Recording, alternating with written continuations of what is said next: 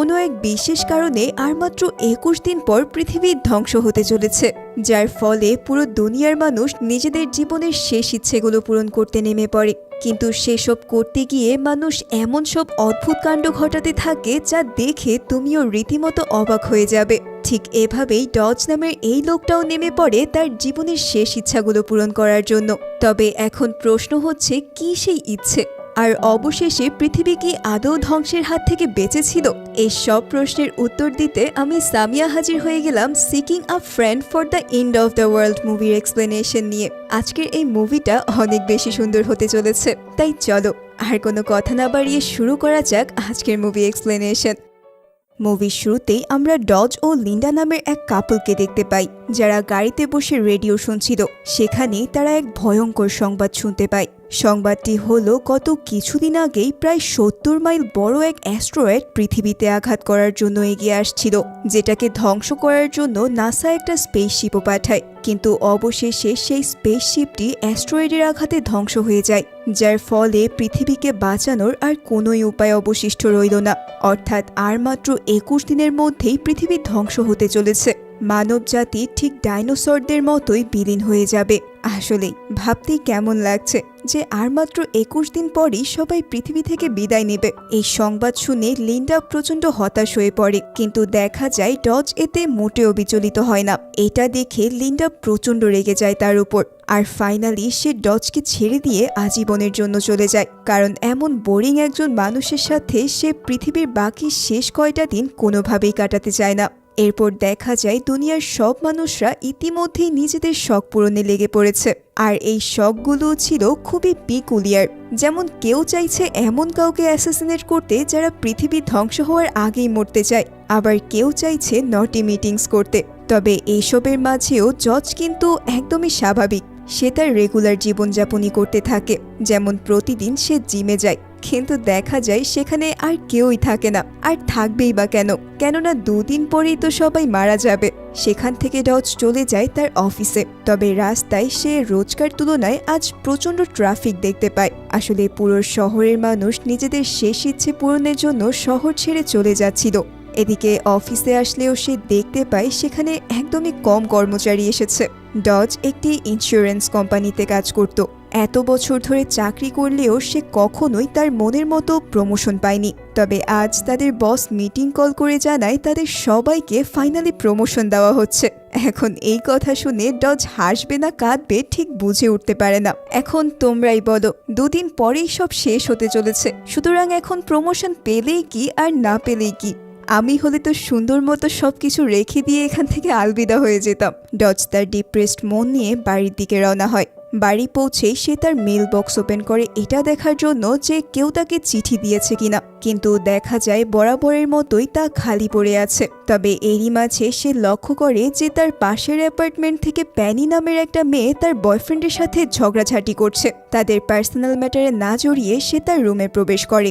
সেখানে তার দেখা হয় তার বাড়ির গৃহপরিচালিকা এলসার সাথে। তখন ডজ তাকে বলে, কাল থেকে তোমাকে আর এই কাজ করতে হবে না, এই শেষ সময়টা তুমি তোমার পরিবারের সাথে কাটাও। তবে এটা শুনে এলসা বেশ মন খারাপ করে। তখন ডজ বলে দেয়, আচ্ছা ঠিক আছে, তুমি প্রতিদিনই এসো।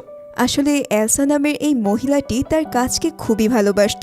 এদিকে আমরা দেখতে পাই ডজ এক ধরনের কাশি সিরাপ খেয়ে নেশা করছে।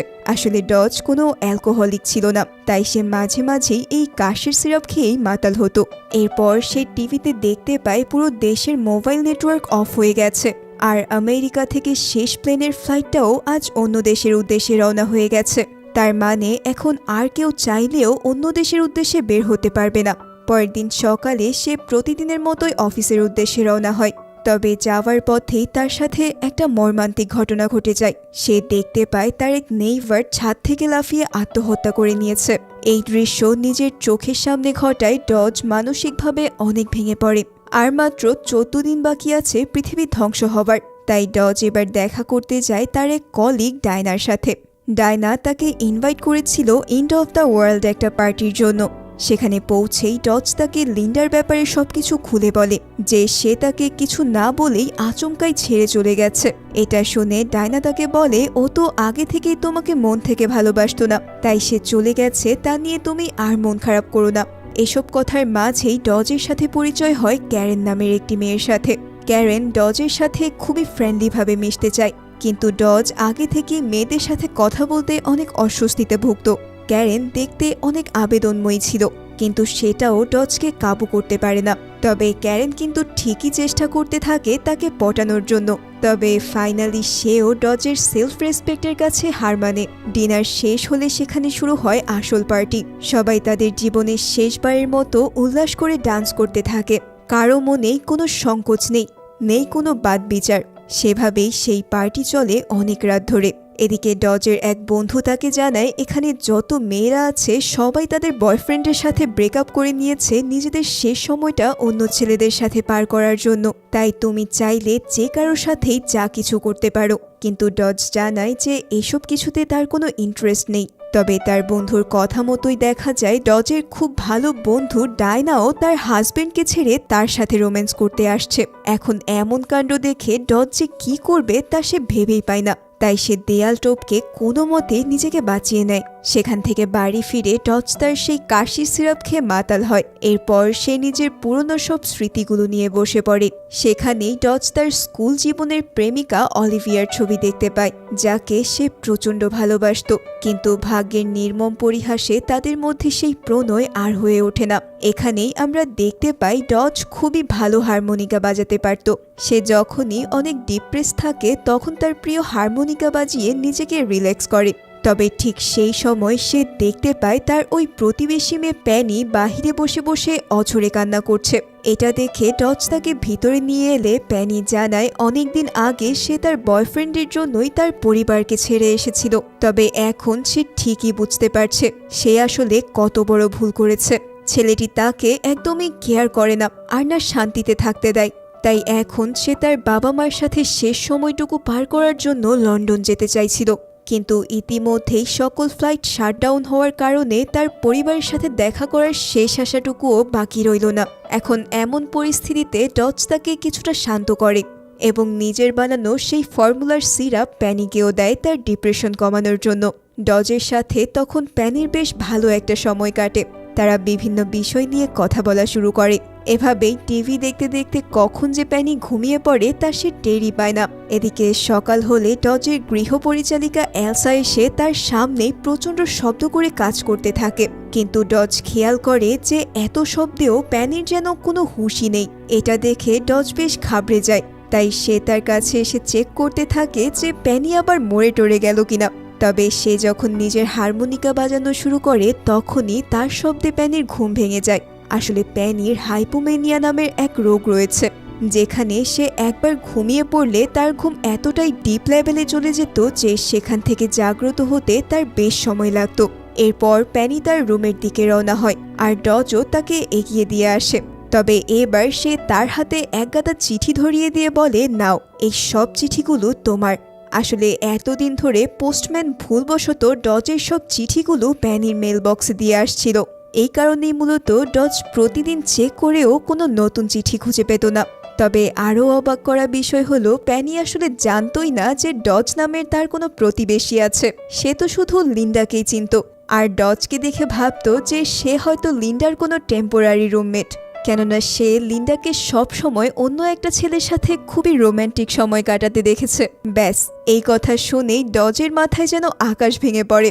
বেচারা সে খুনাক্ষরেও টের পায়নি যে লিন্ডা তাকে তলে তলে এভাবে চিট করছিল, যার কারণে রুমে ঢুকেই সে প্রচণ্ড ফ্রাস্ট্রেটেড হয়ে সবকিছু তছনছ করা শুরু করে এবং সে লিন্ডার যা কিছু ছিল সবকিছু বাইরে ফেলে দেয়। এরই মাঝে সে একটা ফিনাইলের বোতল দেখতে পেয়ে সিদ্ধান্ত নেয় যে এই বিষ খেয়েই আজ সে নিজের কেচ্ছা খতম করবে। তাই ওই ফ্লোর ক্লিনার নিয়েই ডজ সোজা একটা পার্কে চলে আসে আর ডগ ডগ করে পুরো বোতল সাবার করে দেয়। সে ভেবেই নিয়েছিল যে এটা খেলেই তার কাজ শেষ, কিন্তু দেখা যায় যে পরের দিন সকালেই সে দিব্যি একজন সুস্থ মানুষের মতোই বেঁচে আছে। এটা দেখে সে মনে মনে বেশ বিরক্ত হয়ে পড়ে যে মরতে গিয়েও শান্তি নেই। তবে এবার সে দেখতে পায় তার পাশে একটা কিউট কুকুরকে কে বা কারা যেন ফেলে রেখে গেছে, আর তার সাথে সরি লিখে একটা চিঠি দিয়ে গেছে। তার মানে এই কুকুরের মালিক ডজকে তার কুকুরটি দেখাশোনা করার জন্য অনুরোধ করেছে। এখন এত কিউট একটা কুকুরকে ডজ কোনোভাবেই একা রেখে যেতে পারছিল না, তাই সে কুকুরটিকে নিয়ে বাড়ির দিকে রওনা হয়। আর মাত্র 12 দিন বাকি আছে পৃথিবী ধ্বংস হবার জন্য। শহরের মাঝখান দিয়ে যাওয়ার সময় ডজ দেখতে পায় পুরো শহর যেন একদম উন্মাদ হয়ে পড়েছে। যে যার সাথে পারছে তার সাথেই ঝামেলা লাগিয়ে দিচ্ছে। পুরো শহর এখন এক আইনহীন শহর হয়ে পড়েছে। এসব দেখে ডজ দ্রুতই বাসায় চলে আসে এবং সাথে করে নিয়ে আসা সেই কুকুরটিকে খাবার দেয়। এরপর সে বসে পড়ে তার না পাওয়া চিঠিগুলো দেখতে। তবে এটা দেখতে গিয়েই তার চোখ যেন ছলছল করে ওঠে। আসলে তার যে স্কুল লাইফের গার্লফ্রেন্ড ছিল সে তাকে অনেকগুলো চিঠি দিয়েছিল। মূলত ডজ তাকে উদ্দেশ্য করে একটা চিঠি দেয়, আর তার জবাবে অলিভিয়াও তাকে চিঠি দিয়েছিল। সে জানিয়েছিল যে সে ছোটবেলার মতো এখনো ডজকে সে মিস করে।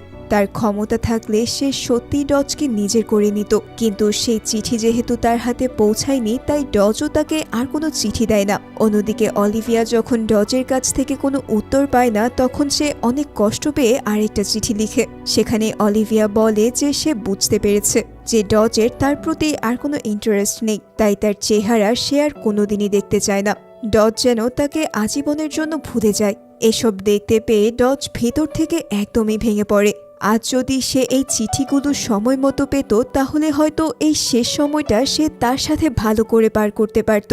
তাই সে প্যানির উপর প্রচণ্ড মন খারাপ করতে থাকে। তবে ঠিক সেই সময় তার বাড়িতে কিছু লোক ইট মারা শুরু করলে সে দেখতে পায় বাহিরে দাঙ্গা করা লোকজন তাদের বিল্ডিংয়ে প্রবেশ করতে চাইছে।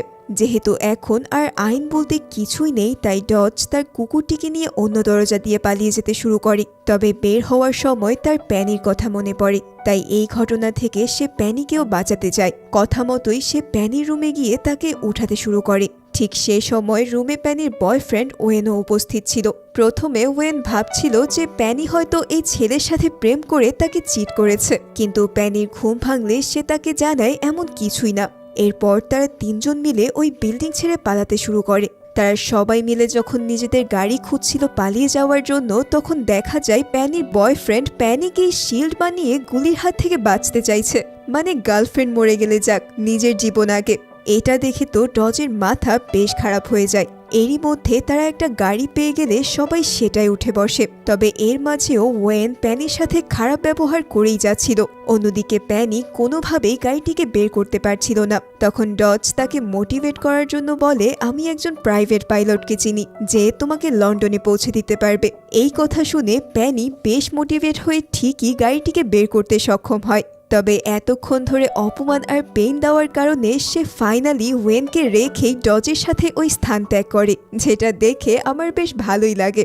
এমন উটকো ঝামেলা এভাবেই লাইফে ফেলে রেখে এগিয়ে যেতে হয়। তারা তো গাড়ি নিয়ে ঠিকই বের হয়, তবে ভোরের আলো ফুটতে না ফুটতেই তাদের গাড়ির তেল শেষ হয়ে রাস্তাই বন্ধ হয়ে যায়। প্যানি এই সিচুয়েশনে ডজকে মোটিভেট করতে থাকে, কিন্তু ডজ তাতে তো মোটিভেট হয়ই না, উল্টো সে প্যানিকেই ঝাড়তে থাকে। কারণ একমাত্র তার জন্যই অলিভিয়াকে সে এত কাছে পেয়েও হারিয়ে ফেলেছে।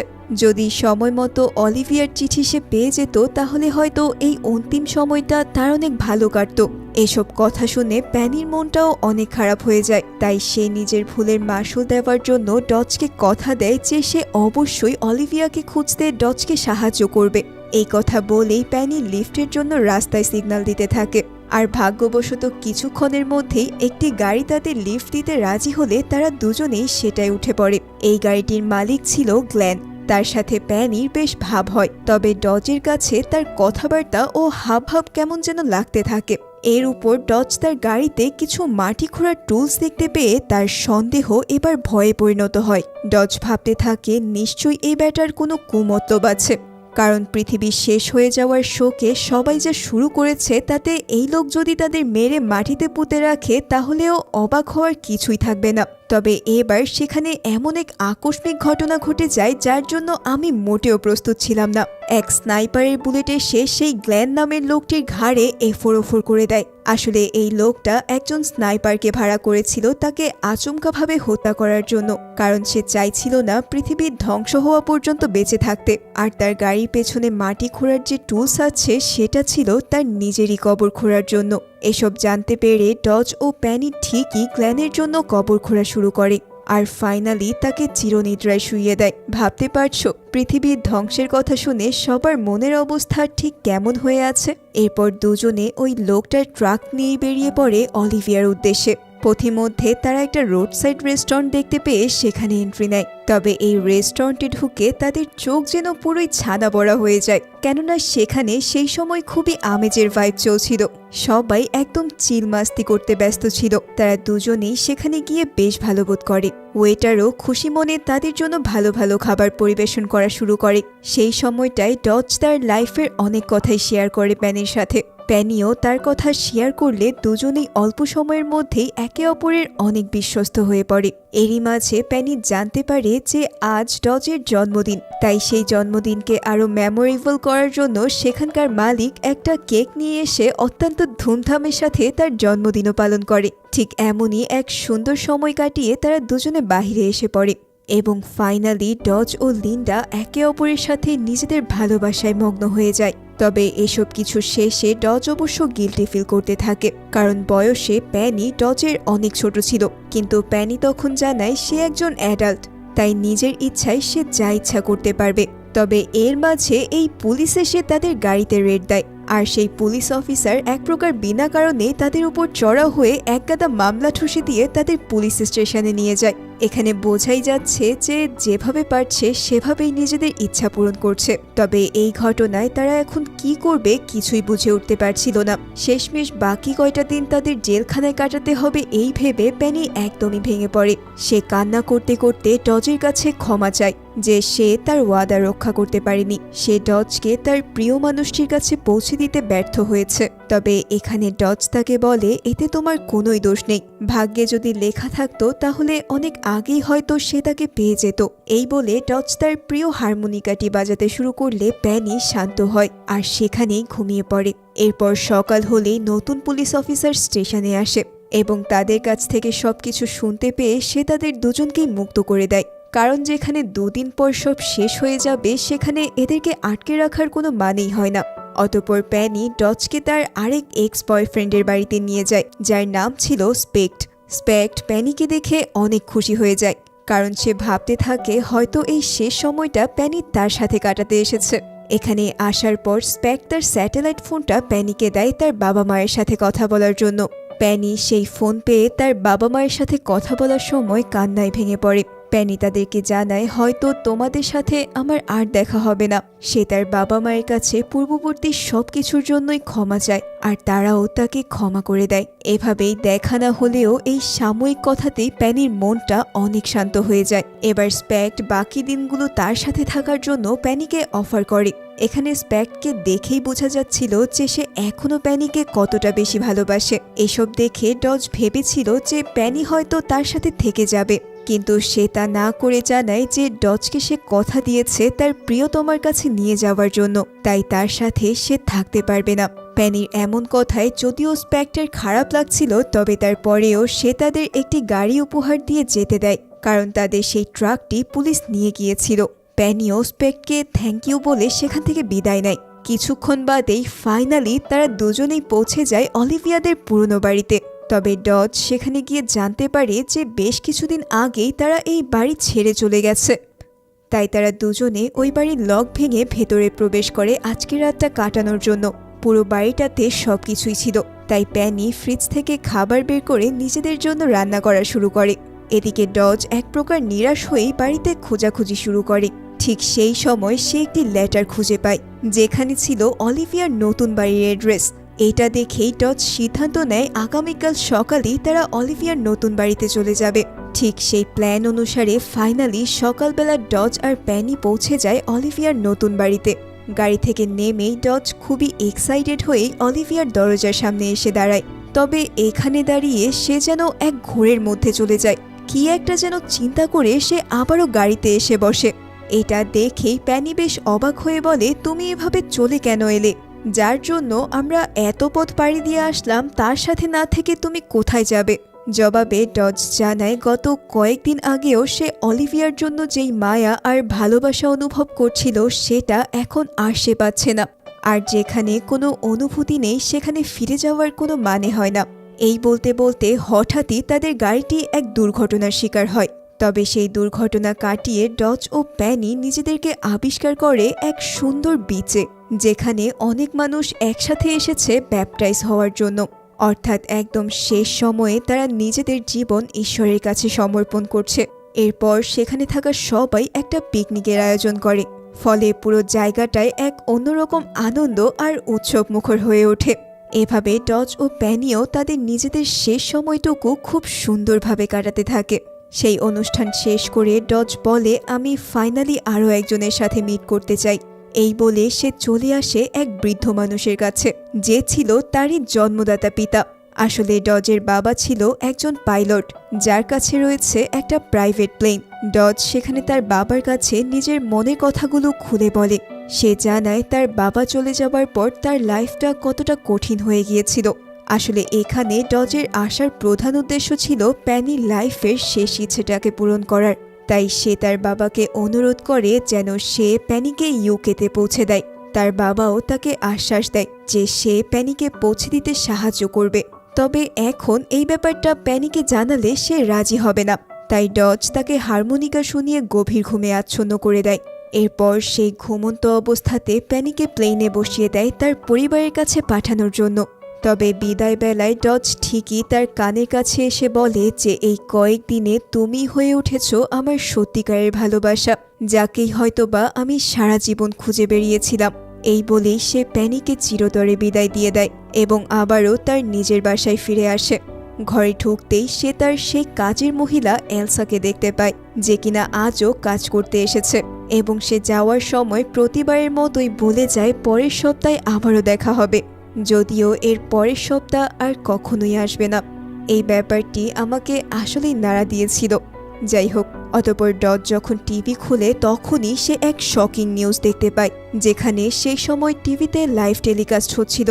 এখানে নিউজ প্রেজেন্টার জানায় তাদের ক্যালকুলেশনে একটা গড়বড় হয়েছে, ফলে যেই অ্যাস্ট্রয়েডটি 7 দিন পর পৃথিবীতে আঘাত হানার কথা ছিল সেটা আর মাত্র 16 ঘন্টার মধ্যেই আঘাত হানতে চলেছে।